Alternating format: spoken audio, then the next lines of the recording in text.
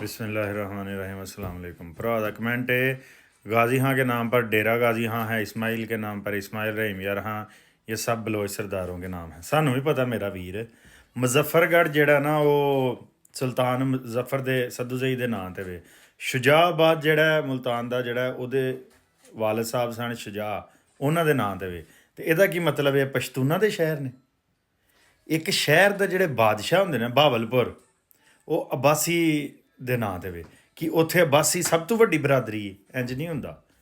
ਇਸ ਜੱਟ ਰਾਜਪੂਤ ਅਰਾਈ ਇਹ ਸਾਡੀਆਂ ਬਰਾਦਰੀਆਂ ਅੱਜ ਵੀ ਮੁਲਤਾਨ, ਮੁਜ਼ੱਫਰਗੜ੍ਹ, ਬਹਾਵਲਪੁਰ, ਡੇਰਾ ਗਾਜ਼ੀ ਖਾਂ 'ਚ ਅਕਸਰੀਅਤ ਬੈਠੀਆਂ ਨੇ।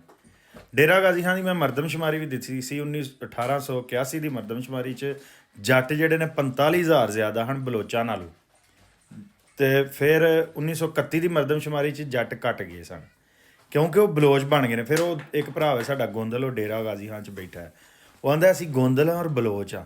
ਇੰਝ ਹੀ ਜਿਸ ਦਿਨ ਤੁਸੀਂ ਉਹ ਮਰਦਮਸ਼ੁਮਾਰੀ ਦੁਬਾਰਾ ਹੋਈ ਨਾ ਬਰਾਦਰੀਆਂ ਦੀ, ਅਤੇ ਉਸ ਦਿਨ ਤਾਂ ਪਤਾ ਲੱਗ ਜਾਏਗਾ ਕਿਹੜੀ ਬਰਾਦਰੀ ਦੀ ਕਿੰਨੀ ਤਾਦਾਦ ਹੈ। ਲੇਕਿਨ ਇਹ ਜਿਹੜੇ ਹੁੰਦੇ ਨੇ ਨਾ ਸ਼ਹਿਰਾਂ ਦੇ ਨਾਂ, ਇੱਕ ਤਾਂ ਉਹ ਬਰਾਦਰੀ ਜਿਹੜੀ ਉੱਥੇ ਅਕਸਰੀਅਤ 'ਚ ਹੋਏ ਉਹਦੇ ਨਾਂ 'ਤੇ ਹੁੰਦਾ, ਪੁਰਾਣੀ ਜਿਹੜੀ ਬਰਾਦਰੀ ਬੈਠੀ ਹੋਏ।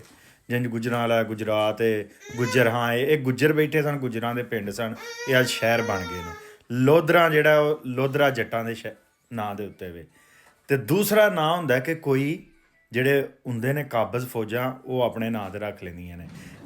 ਜਿੰਝ ਇਲਾਹਾਬਾਦ ਸੀ, ਉਹਨਾਂ ਉਹਦਾ ਨਾਂ ਦੁਬਾਰਾ ਪ੍ਰਯਾਗਰਾਜ ਕਰ ਲਿਆ ਇੰਡੀਆ ਵਾਲਿਆਂ ਨੇ। ਪਹਿਲਾਂ ਜਦੋਂ ਮੁਸਲਮਾਨ ਆਏ ਉਹਨਾਂ ਨੇ ਨਾਂ ਬਦਲੇ, ਇੰਡੀਆ ਵਾਲੇ ਦੁਬਾਰਾ ਆਪੀ ਬਦਲੀ ਜਾ ਰਹੇ ਨੇ।